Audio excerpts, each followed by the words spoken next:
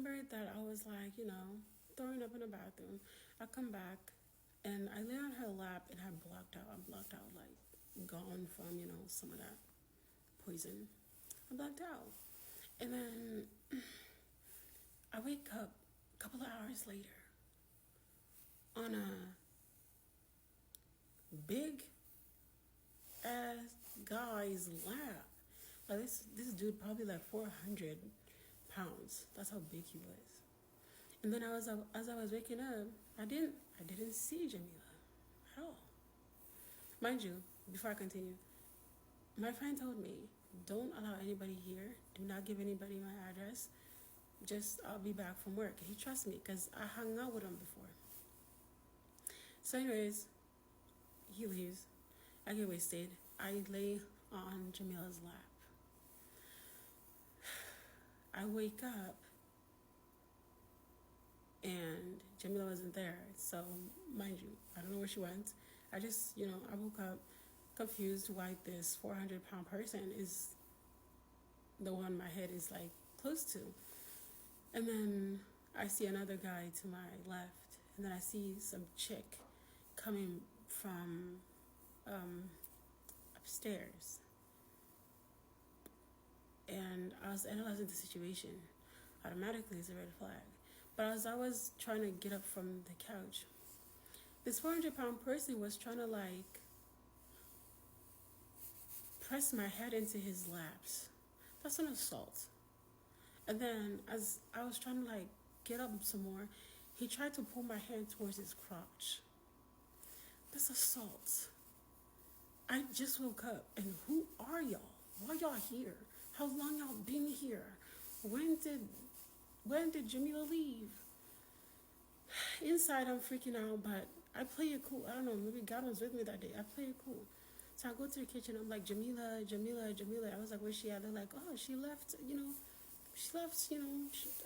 she left a while ago. And I was getting madder, and I was calling Jamilah, she wouldn't pick up. I called Jamilah, she wouldn't pick up.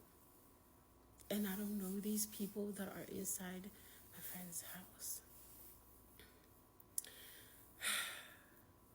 I try to find my phone, and I try not to escalate the situation. I told them to leave. It's my friend's house. I try to play it cool. I was like, please leave. My friend doesn't want this. Leave. I wasn't thinking about his stuff. I was trying to get them out of the house, because I was like, in case they try to take something, they just need to leave right now. Little did I know that they been took stuff, right? So I was asking them to leave. The girl who was coming from upstairs, she also used the restroom. And gladly, my friend had locked his door before he left. He left his bedroom door locked before he left. And the girl and the guy leave without any issue. By this time, they already took his things. I wasn't aware of it. I was just worried that they need to leave. That's it at this time. And the 400-pound person left the door, came back through the door. I don't know why I didn't lock it. He left and came back, and he came for the last thing. His most expensive stuff by the TV, game station, and other things. He took them. I was like, don't take them. Like just leave it alone, you know what I mean? And I said in the most calmest.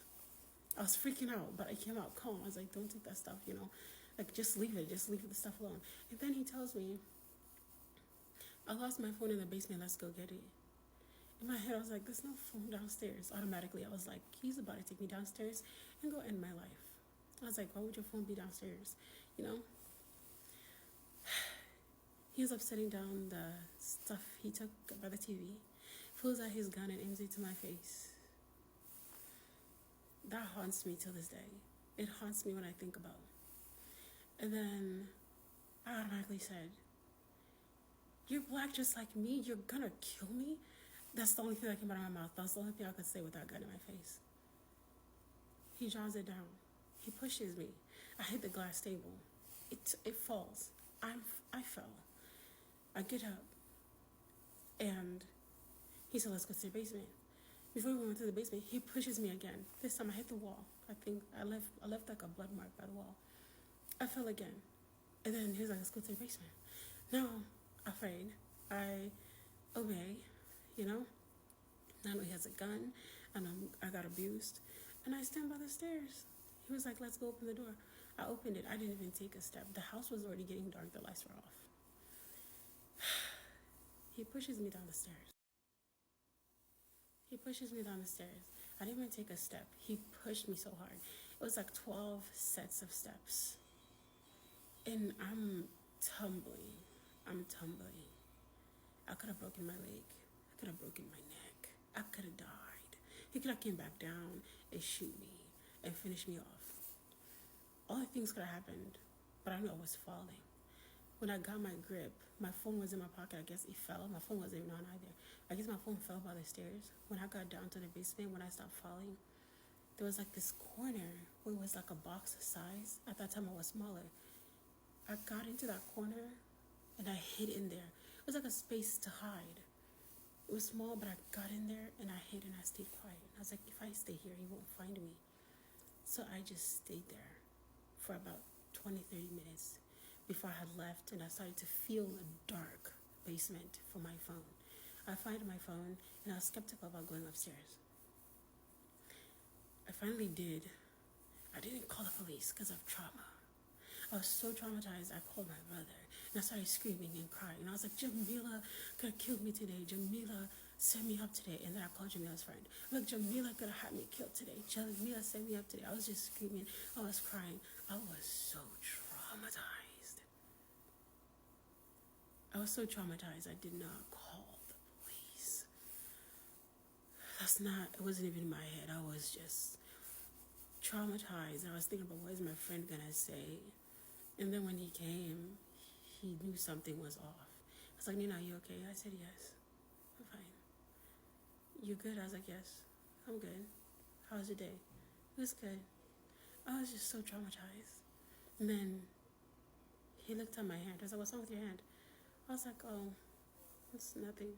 Then he looked at the wall. I look at him, he's looking at the wall. Then I look at him analyzing everything. Then he goes to the table that I had fixed, right? He lifts up something that fell from the table. He analyzes it, puts it on the table again. Are you okay? I was like, I'm fine. I'm fine. You know? And then he starts analyzing his entire living room. And then it hit him. Something bad happened.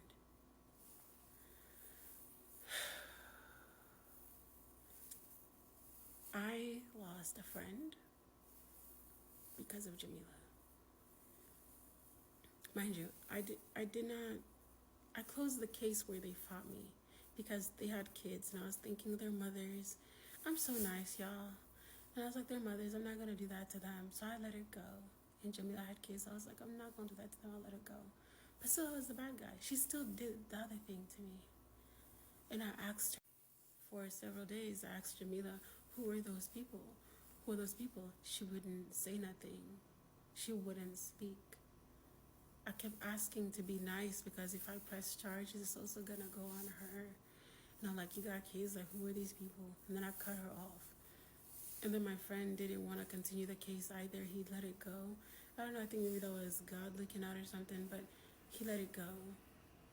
We sometimes talk, quote unquote. But he didn't continue the case. So he let it go. But after that incident happened, I remember when I was being asked who is the guy, when I was talking to my brother, I was panicking. He was like, who's the guy? Who's the guy? All I could think in my head was like, your friend knows him. Do I know that his friend know him? No. Have I ever seen the 400-pound person? No, I never have. Something told me my brother's friend might know him. That's it. And I think that was God telling me, because I don't know this person, never met this person. I have no idea whether or not my brother's friend knows him.